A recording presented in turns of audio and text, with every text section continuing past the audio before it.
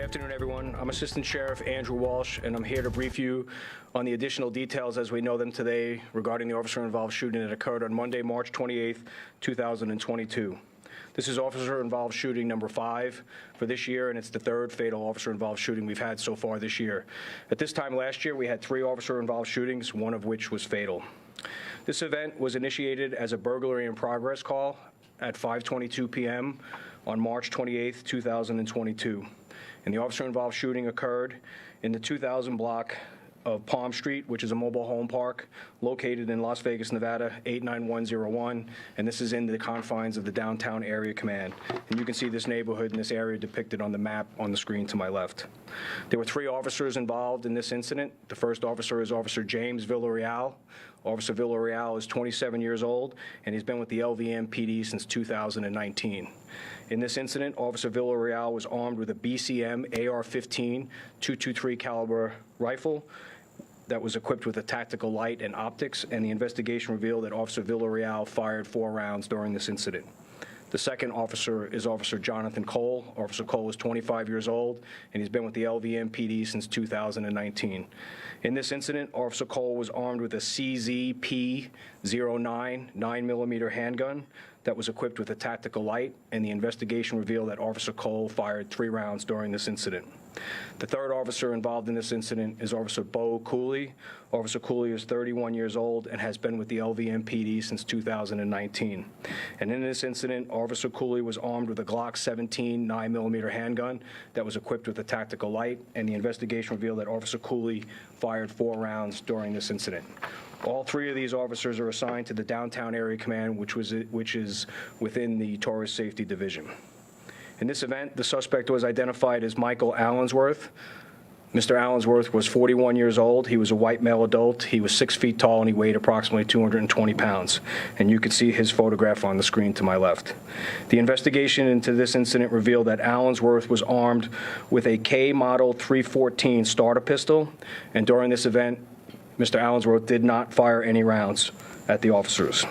As you can see from the photo, the weapon on the screen to my left, we recovered 2 .22 caliber rounds, which were loaded into the firearm. The details of the officer-involved shooting are as follows. On Monday, March 28th, 2022, LVMPD Dispatch Center received a 911 call from a citizen reporting a burglary in progress. The caller provided an address for a mobile home park located in the 2000 block of Palm Street.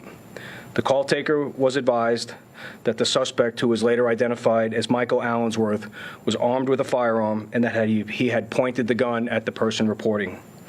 Based on this information, the dispatcher designated this call as a STAR de-escalation protocol, which requires a sergeant and a minimum of 3 officers to respond. And just as a reminder, as you've learned from previous officer-involved shooting briefings, a STAR protocol stands for Supervisor's Tactic for Armed Subject Response. And the following criteria is required for such a designation to be applied to a call: that there is credible information that the subject is armed with a firearm or other dangerous weapon, and it's not just simulated or unseen, and that the subject is used in a manner that can cause death or serious bodily injury, and the subject is acting in a threatening manner with the weapon. Arriving officers located Allensworth and quickly realized he was armed with a firearm that he was holding in his hand. Officers formed an immediate action team, which included Officers Villarreal, Cole, and Cooley. An officer attempted to persuade Allensworth to drop the weapon and surrender by speaking with him and negotiating with him. Allensworth refused to drop the gun, and at some point during the interaction stated that he was going to kill a cop today. Officers continued to attempt to de-escalate this tense situation for approximately 28 minutes, and unfortunately, Allensworth pointed his firearm at the officers, prompting Officers Villarreal, Cole, and Cooley to discharge their weapons. Allensworth was struck by gunfire, and he fell to the ground. Allensworth was treated by medical personnel who were on scene, and he was transported to the University Medical Center, where he succumbed to his injuries.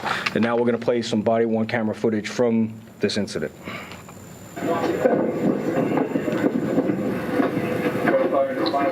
He's got a firing grip, Sergeant. Watch out, watch out, watch out. Hey, Mike, listen, man. Nothing's changed. We're still here to help you. Just drop it. Drop it. Drop it. Mike, drop it. We're here to help you.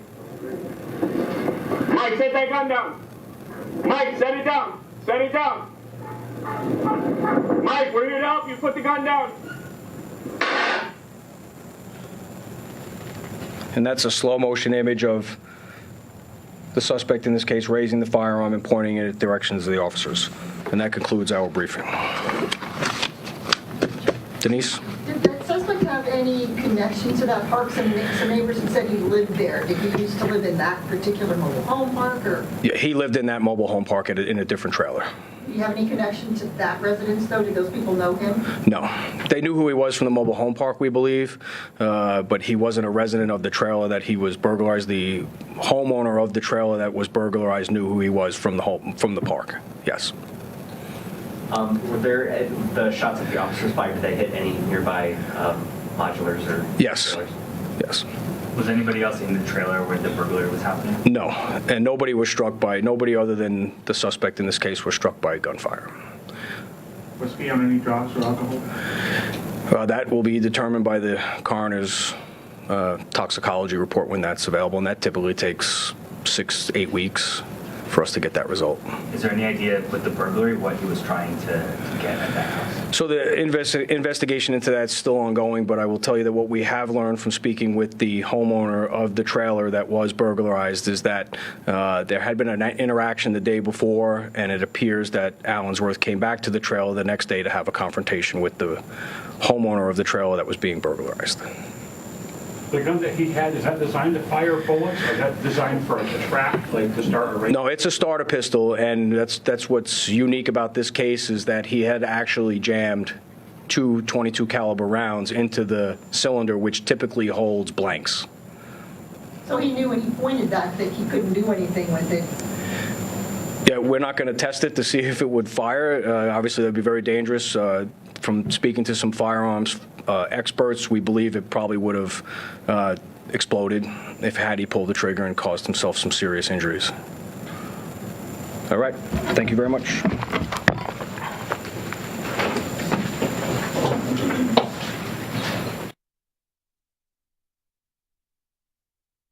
You've been watching breaking news from the Las Vegas Review-Journal, sponsored by Michael Gaughan's South Point Hotel, Casino, and Spa.